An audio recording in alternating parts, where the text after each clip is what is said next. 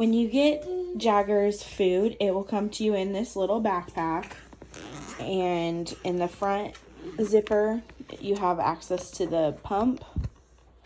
But I normally just take it out the top to actually use it. And then in the top part, is the whole bag. So it'll come to you like this. And you can just take the tube that like connects to his belly out. And then you can take the pump out like this, and that's how I normally set it up. You always want a little bit of food in here so that your lines don't get air in them, but not too much. So this is enough for one feed, usually just right at the 200 mark, because this bag isn't really accurate. So I always just try to make sure the food is just a little above the 200 mark is fine. And to add more food, you take the top off like this. You take the top off, and then you want to make sure that it's open enough for air to go in. And then you can pour a whole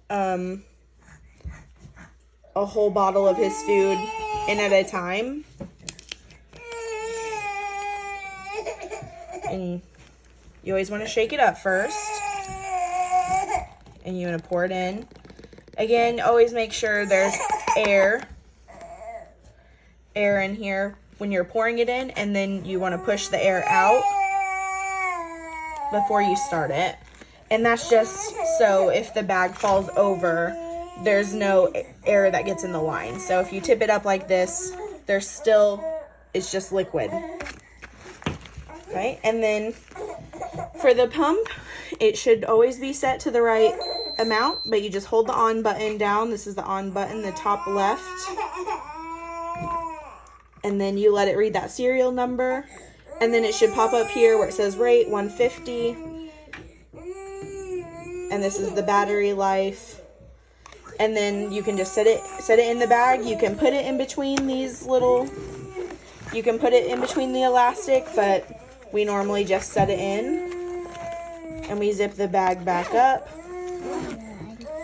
And then we'll show you what to do with the rest of this line once we get it hooked up to Jagger.